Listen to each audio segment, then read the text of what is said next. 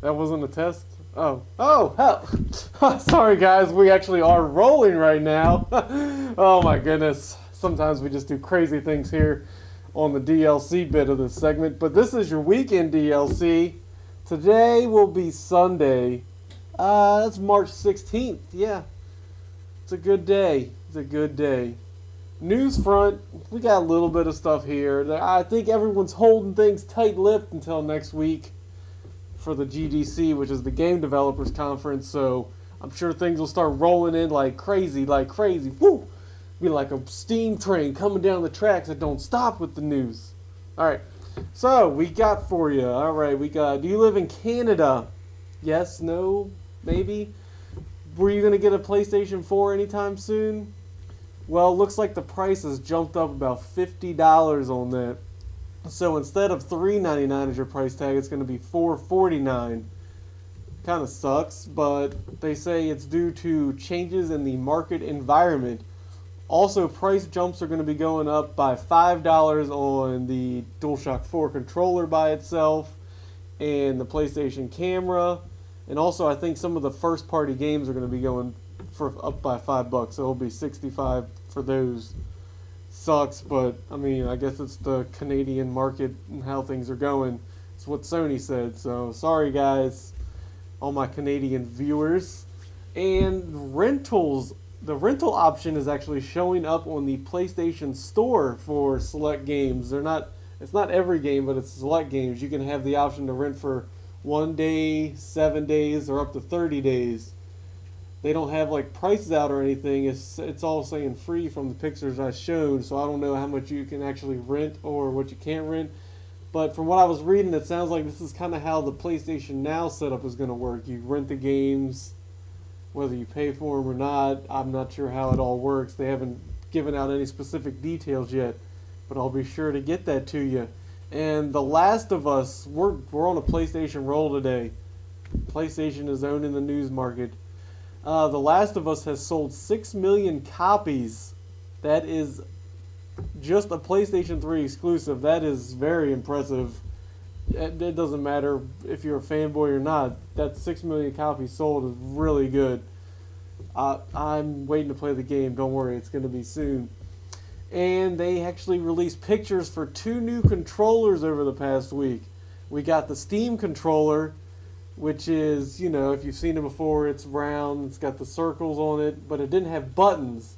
Now they added buttons. 4 buttons. It's pretty much set up like the Xbox controller is. It's got the X, B, Y, and A. They're changing things, people. Things change when people give you information, give you feedback is what I should say, because they got the beta consoles out right now, and I guess people are giving them some feedback on how they think the controller should be, and they're making those changes. And also the Amazon console controller was the image was leaked of that. It's a big clunky looking thing. It doesn't look very good to me. They are being very tight-lipped on the details of the Amazon console, though. They're not saying what it's going to run, but they are picking up developers. I've heard they've signed like four developers over the past 6 months or so. They took the big one they took was Double Helix, which produced the Killer Instinct game for the Xbox One, and I thought they did a really good job with that.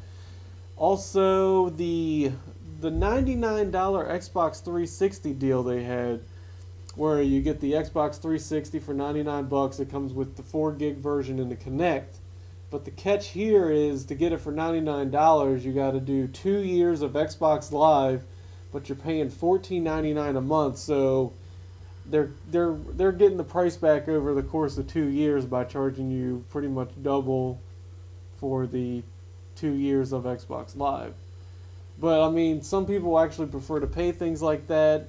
Some people want to pay it outright, but that's if you're not big on money, you're having money issues and stuff like that. That was a really good way to go, because it was only $14.99 a month, but it adds up. So you're paying the full price after a while, and that deal's actually done. They're not doing it anymore because it was kind of like a trial run. They wanted to see how it works. They said they might end up doing it with the Xbox One further in the console's life, but I'm pretty sure you're not going to get it for 99 bucks. It's going to be a little bit more.